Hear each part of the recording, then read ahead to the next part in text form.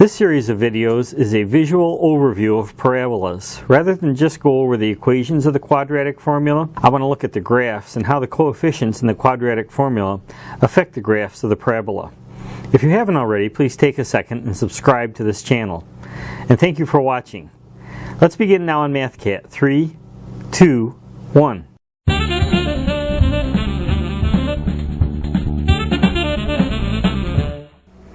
We're going to start out with just looking at the graphs of parabolas instead of looking first at the equations of the parabolas. This will start to give you an orientation of what a parabola looks like and what some of the numbers in the quadratic formula do. First, I want to check and make sure that we're all on the same scale for our graphing. I like to go to Zoom Standard, Zoom 6, and hit the Y equals button and put in x squared. The x variable button, x squared, gives a nice superscripted 2, and hit the graph button. There's a graph of a basic parabola, y equals x squared. Three things to note about the parabola. One is it's an upward facing parabola. The second thing is the width of the parabola. It's a medium width for a parabola. And the third thing is the vertex of the parabola is at the origin, 0, 0. Let's see what happens if we put in another parabola, y equals 2x squared. Hit the graph button. We still have our y equals x squared graph, but now we have another parabola. It's also upward facing. It also has a vertex at the origin, but the cone is narrower. Let's try y equals 4x squared.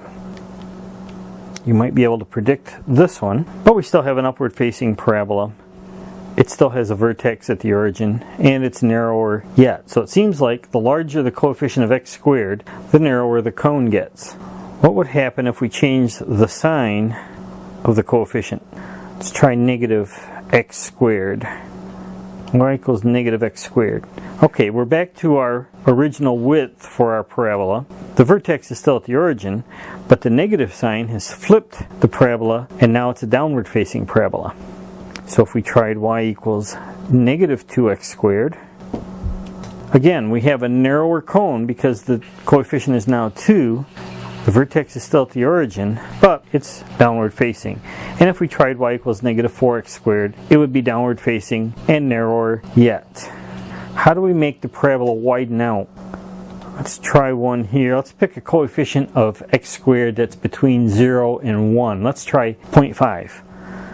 Y equals positive 0.5 x squared.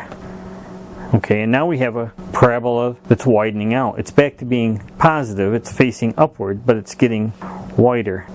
Let's try one more, smaller number. Y equals 0.2 x squared.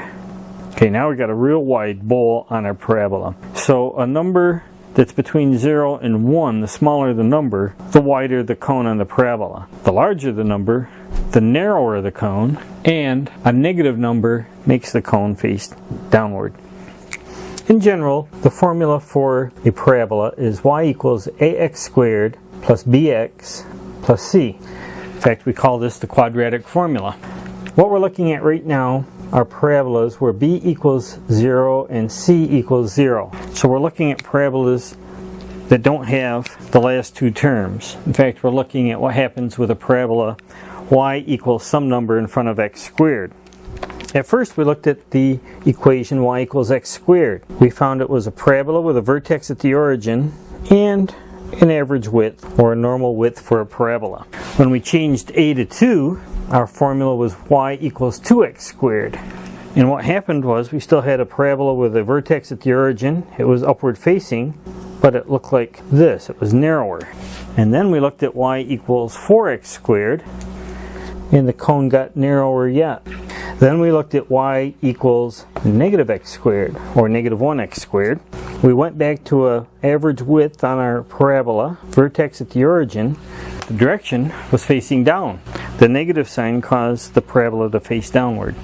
And when we looked at y equals negative 2x squared, everything was the same as 2x squared, except it was facing downward. It was just as narrow. So the larger the number, the narrower the cone, and the negative sign tells us the direction of the cone. And then to make the parabola widen out, we changed the coefficient to 0.5, some number between 0 and 1. Y equals 0.5 x squared. It was positive. The cone was pointing upward, but the parabola widened out. So in general, positive values for A have an upward facing parabola. The larger the number, the narrower the cone. Numbers between 0 and 1 widen out the cone, and a negative sign flips the cone over and makes it point downward. These are all properties of coefficient A in the first term of a parabola.